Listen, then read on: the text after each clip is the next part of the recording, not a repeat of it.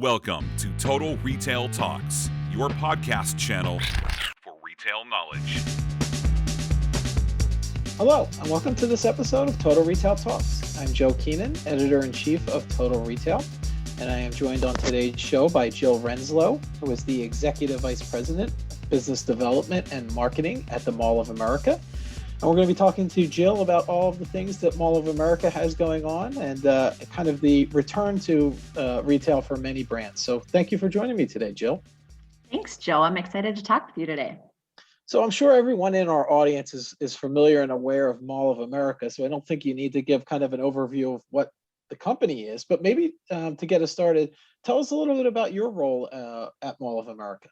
Sounds good. Yeah, I hope most people know what Mall of America is. We've been around for almost three decades already, and I've actually been here for 24 of those years. It's been an awesome journey. And, my role at the mall is leading our brand experience and really connecting with guests and taking them through the journey of our property and through all of our brands. And so I oversee marketing and business development, as well as sales and communication and all of our digital UX. And it's an awesome opportunity to be able to showcase a brand to the world. And that's what's amazing is even though we're in the middle of the Midwest in Minnesota, we welcome people from across the country and around the world.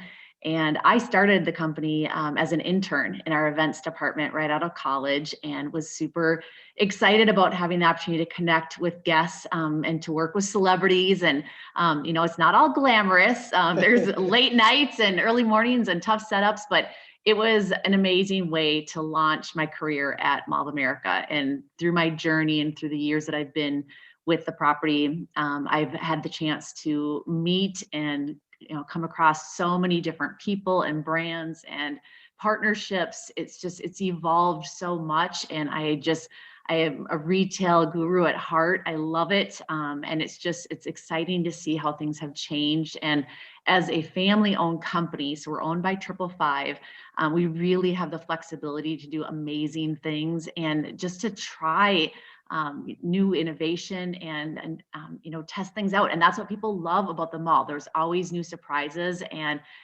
you never know what you're going to come across or who you're going to see at the mall when you visit us. Yeah, and to your point, this is Mall of America's, as the title suggests, it's America's mall. It's really become a tourist destination, right? It's not just, it is obviously for the local community, but when people come into Minneapolis, this is one of the kind of the stops on the tourist trips, right? Yeah, it's so much fun to be able to work for a brand that I can travel anywhere. And when I say where I work, people know what it is. I don't have to explain it. And that is super fun. Although, you mentioned mall and it's in our name, but we're so much more than that. We are truly an entertainment destination with having a 7-acre theme park right in the middle of our property and having partnership with Nickelodeon Universe. But we have dozens of attractions. We have 2 connected hotels. We have an office tower, we have a school, we have a medical building. I mean, there's so much, and that's what's so exciting about our property. We continually evolve, and that's what's so important in the industry is to differentiate yourself and to set yourself apart. Yeah, and even you've kind of been there for a long time, but I'm sure there's things that, every day there's probably something new to experience. It's like a city unto itself almost. There is, and we always laugh that we've never had the same day twice. And we always tease ourselves that we want to write a book because there's so many stories and things that people would just not believe that happen. Well, we have 40 million people that visit our property every single year. So you can just imagine, we're as big as any given city in Minnesota. We actually are the 3rd largest city in Minnesota. And it's the things that happen. They're so much fun, and it would be great to document that someday. Yeah, that would be an interesting documentary, as you noted.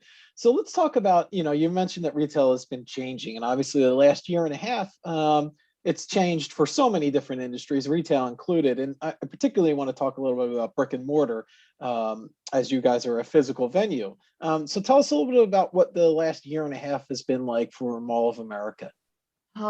Just like everybody else, it has been a challenge, but there has been silver linings with it as well. It's definitely accelerated our roadmap of things that we've been looking at and wanting to bring to consumers from a convenience perspective. You're seeing that across the retail industry with services, but Minnesota not only was impacted by the pandemic, but also the civil unrest that took place last spring, and we had a lot of uprising that took place in our marketplace. And so we had kind of a double whammy with the pandemic and with the crisis that we had with the civil unrest. And so there was a lot of impact in our community, and we did the best to navigate. It brought important conversations forward, but it also drove that collaboration, not only in the industry, but with the community, and how Mall of America could play an important role in that. And even when we were closed for 3 months during the pandemic, we opened our doors to community partners. We hosted blood drives. We brought in a school that was damaged during the unrest. We set up retail shops when we reopened in marketplaces. We had a dozen retailers that were destroyed in the riots that took place in Minneapolis, and we set them up with space so that they could operate and rebuild during a really challenging year. And so it was really important to lead with purpose this past year, and we always have, but leading even deeper with our hearts to make sure we are doing the right thing, because we knew as we kept our focus on the future and having, driving hope through our employees and with our tenants, that things were going to get better. It was just navigating these changes that you couldn't control, but doing the best you could, and to have multiple plans and different scenarios to be able to react as we needed to. And, we're coming out of it really strong, and very hopeful for the future. Yeah. And you mentioned closed for 3 months. There may be a day or two, but has there ever been an extended period of time in the Mall of America's history where it had been closed for such a length? Never. And I can remember that day so vivid last year when we had to sit in the boardroom and make the decision to close. It was, right in line with when the governor was ready to close. It was time to keep everyone safe. It was hard. But you know what? The moment that we made the decision to close, we were starting to work on that process of how we're going to reopen. And, we were busier than ever when we were closed to just go through all the different scenarios and get prepared to reopen. And it took time because Minnesota, just like many other states, had, different layers of reopening, and retail, entertainment, and hospitality were some of the last to reopen. And especially just at the end of May for us, the restrictions were lifted. So we had over a year where we had modifications to the limitations of what we could do for capacities, and especially having so many attractions in our building, it was really challenging to constantly be open, be closed, be at 50%, be at 25%, and just communicating to consumers was a challenge too. It was just this year of education of all the changes that we were going through. So excited to be moving forward and now open at 100%, and seeing families come back and seeing them smile, not wearing masks anymore, and really enjoying their time that they've been waiting for. And to your point, even though you were closed, like you said, busier than ever as you planned, as phased reopenings, and now thankfully we're really in a better place in terms of the pandemic and opening 100%, which is great. So for our audience, Jill, our Total Retail Talks audience, I'm sure they're interested in, hearing from you about how the Mall of America has adapted in the last year or so to, for the retail tenants that were, there's so many different things at the Mall of America, but core to the company is retail as well. Tell us a little bit about what you're doing to kind of better serve those retail tenants, given the kind of the challenging environment that we've had. Yeah, the most important element was being flexible with our tenants and recognizing that we're going to have to make some adjustments, in the short term to lead us to a long-term success. We did not want our stores to close. We wanted to keep their lights on and doors open. So we knew we had to be creative with each one of them and creating custom solutions that would keep them at the mall long-term. And we knew that was going to be a hard year, that we were going to have to defer a lot of rent. We were going to have to abate some rent. Like it was tough, but we knew in working with our financial partners that it was the right thing to do for the long run. And so that collaboration with our tenants was critical, not only on structuring their rent appropriately, but just communication was key. Learning from all of them, working together on looking at data and how we were going to make adjustments. I mean, we empathized with them because we were going through this together. We were collaborating with other shopping centers in the marketplace, as well as across the industry, to really learn together of what was happening in other states, as different timing was aligned, and we were learning on what was working, what wasn't.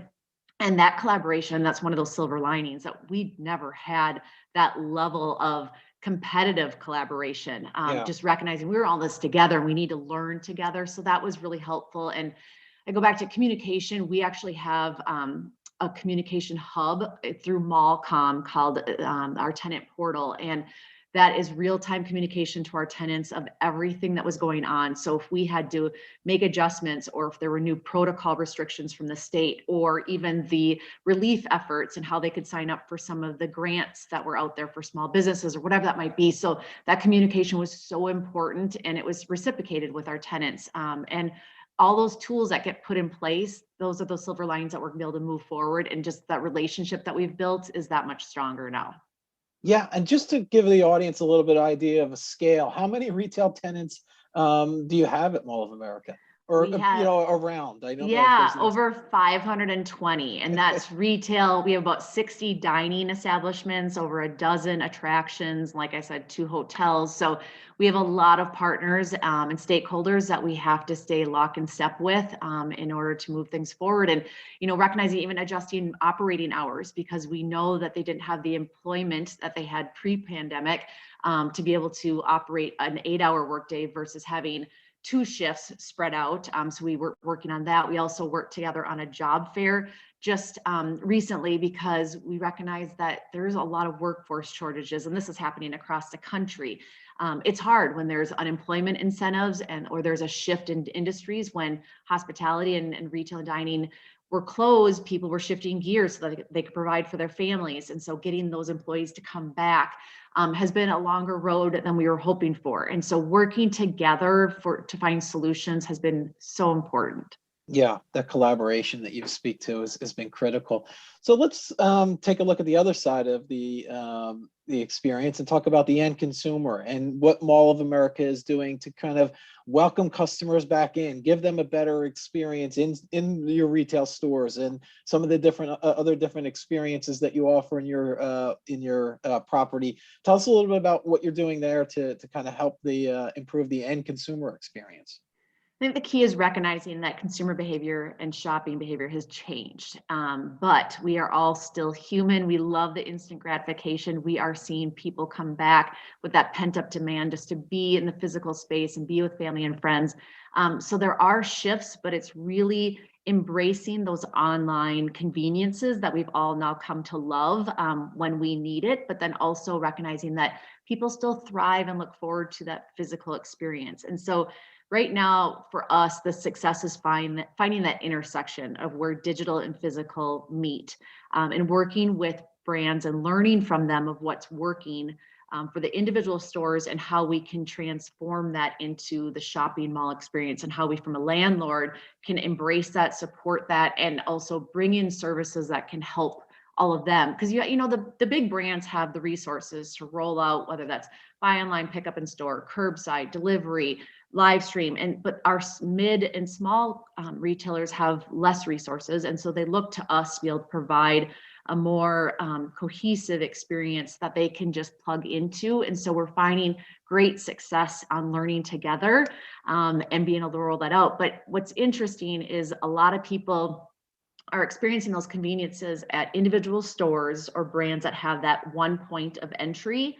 When you have a shopping center, you have multiple points of entry. And for example, in Mall of America, we have 27 different entrances. So when you have those different services, it's not as intuitive for the consumer to know, where do I go for curbside? Where do I go to pick up or get delivery? And so we're working together to figure out how is it convenient for the tenant to get their products from point A to point B, but then also for the consumer to know where they come to get those services. And so that's been a challenge, but we're up for the challenge. It's not easy, but if it was easy, everybody would do it. And so we are up for that challenge and looking at how is that going to evolve as we move forward. Yeah, to your point, this isn't a single storefront that you're working with hundreds upon hundreds of retail storefronts.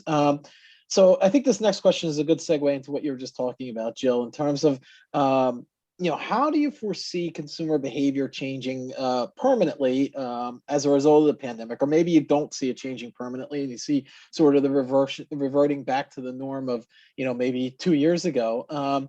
And tell us a little bit about, what that factors into your planning and how you see that consumer behavior potentially changing. Yeah, I think if you would have asked me this question 6 months ago, my answer would have been different, because we were so caught up in the services and how we're going to deliver online. But now as we're, past the pandemic, we've lifted restrictions. I really feel like things are shifting back a little bit more than I thought they might have. But change is inevitable and we're not going to go backwards. But what I think is that, you're finding this shift of how the physical retail will get layered with these different conveniences, and eventually the overall physical shopping experience will transform. And we're super excited about that because we're learning a lot. And what's great is consumers have been more forgiving this past year because we're trying new things and they want to be part of that. They want to be able to provide feedback. And we've always been really good about, it's always customer first. And we always want to listen to the customer to see how we can reduce pain points, how we can make it more convenient, how we can engage them more. And we have a really good relationship where we get that feedback. And we're also, being a family-owned company, I go back to that, we have great agility that we can do a lot of testing with innovation. And a lot of companies love to work with us because we have the visibility to millions of guests that we can pilot a lot of programs and see if they get sticky and if they're going to work, and then we can build them out. Or, you quickly, abort and change direction, and you move forward with something else. But that agility has really helped us adjust quickly and learn a lot. So to your point about kind of the future a little bit in terms of the pent up demand, vaccination rates are rising across the country. Pandemic appears to be waning and it's hopefully final days. Tell us a little about kind of what you're hearing from your retail tenants, how they think this kind of direction that we're going on is going to impact their businesses. We're hearing great stories from our tenants. Sales have been strong, especially in various categories. I mean, throughout the pandemic, sporting shoes especially have been a strong player, as well as electronics, home goods, comfort products. But now we're starting to see apparel pick up a bit more because people are, handing in their leggings for maybe some dress pants or some high heels again, which is great to see. But that consumer confidence is coming back strong, and people are feeling good about being out and about with having higher levels of vaccinations. And actually, fun fact, we have a vaccination site at Mall of America. It's one of our state sites, and we have administered over 120,000 vaccinations through the spring. And so it has been really great to be able to help the community and moving things forward. And we've been involved with the state on incentive programs, as many other states are doing, just to try to get to that 70% across the country.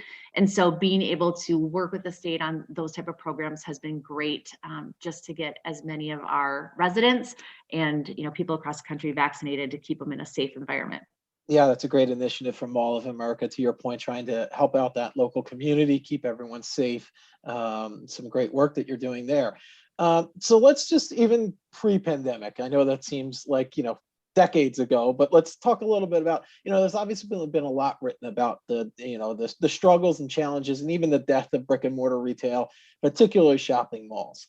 How do you counter those claims? What are some of the things that you're thinking about at Mall of America? Obviously, you guys Mall of America kind of is seen as the epicenter of the shopping mall in the US. Tell us a little bit about kind of what that future looks like and how you would counter the claims about the death of brick and mortar retail. I will go head to head any day on this conversation. Obviously, being in this industry for so many years, just like other industries, there's brands that get tired and they just, if you don't reinvent, it's going to go away. And before the pandemic, like you said, there was already a lot of chatter about this, and there has been for years. And it's just the fact that retail continues to evolve, and you have to reinvent in order to connect with consumers and meet consumers to where their expectations are or exceed their expectations. And I think, when you look at the brands that just weren't connecting with consumers, they weren't reinventing, they went away. But what's exciting is there's so many more brands that are coming to the table. And for a couple of years before the pandemic, we were seeing a huge trend for a lot of online brands coming to brick and mortar because they value that connection with consumers. They have that relationship that they can build in person and be able to really connect and have that billboard in the physical space. And so even the success metrics have shifted. And for some brands, it's not about the sales per square foot, but it might be the visibility that they have within the retail center. And so as I started out, we're so much more than a mall. And so being able to have an A-level property to be able to lure the brands in, and we're very focused on first to market brands because we want to make sure that we can not only lure the locals, but the regional traffic and the national traffic. Because a unique fact is Minnesota doesn't have any sales tax on clothes and shoes. And so we are able to drive a lot of tourism traffic. And so being able to work with brands that are different and they're coming to the brick and mortar space for the first time, and also aligning partnerships and creating brands that wouldn't typically be in the retail space. That's what's exciting. And so we look at if retail that can evolve and innovate and connect with consumers, they're thriving and they're doing a great job, and they're going to continue to grow and to expand in the retail space. And I think if the last year and a half has taught us anything, it's kind of the value of in-person experiences too. I think people have gotten, of course, e-commerce is going to continue to be a piece of the puzzle here, but I think consumers, they value being able to go out to a mall or walk into a brick and mortar store and have that experience as well. Absolutely. And that's what we've built our brand on, is experience. And sometimes that word gets tired and overused, but that's really who we are. People come to Mall of America because they want to shop, they want to dine, they want to play, and now they can stay overnight at our hotels. So it's the overarching package that we can deliver. That's really special. And then my final question, Jill, is kind of in line with that. Just tell our audience a little bit about some of the exciting events, experiences that Mall of America has planned for this summer, the rest of the year. As you noted, you're welcoming shoppers back. You could be at 100% capacity. So tell us a little bit about what you have planned for the rest of the year. We are so excited to bring events back. I mean, typically we have about 400 events a year that we host, and we had to come to a screeching halt in 2020 and couldn't host any of them because obviously we couldn't have crowds together. So our team is so excited to bring events back. We kind of have been coined the Hollywood of the Midwest because we have so many celebrities that we host, and getting the celebs back and having meet and greets and just showcasing community events. It's been awesome. But what's been interesting is we've learned through this last year that we'll also have virtual components because we can connect with guests that are from, around the world in different ways that they can't physically be in our space. So that's another takeaway that we've been able to carry forward, to be able to have the physical and virtual event experience. So the summer is chalked up with tons of fun music events. We have Christmas in July that we're celebrating now. We have back to school. We have great plans for fall fashion. And of course, rounding up the year with holiday. We're so excited to be able to have a traditional holiday again, since last year was a little odd. Yeah. Really making sure that we can bring those traditions alive and be able to celebrate with our guests in really memorable ways. Yeah, it's exciting, all the things that you have planned. And as you kind of get back to this, some of the challenges, it's really exciting to look forward to these opportunities you have planned at Mall of America. So I want to take the opportunity to thank Jill Renslow, who is the Executive Vice President of Business Development and Marketing at Mall of America, for joining us on today's show. Thank you, Jill. Thank you, Joe. It's been a pleasure. Thanks for listening. For more information on this podcast, please check out our podcast channel page at mytotalretail.com/podcast for show notes. Total Retail Talks is available on Apple Podcasts, Google Podcasts, Stitcher, and Spotify. Make sure to subscribe on our podcast channel page as well. If you've enjoyed this episode, please take a few moments to rate and review this podcast. Thanks, and until next time, this has been Total Retail Talks.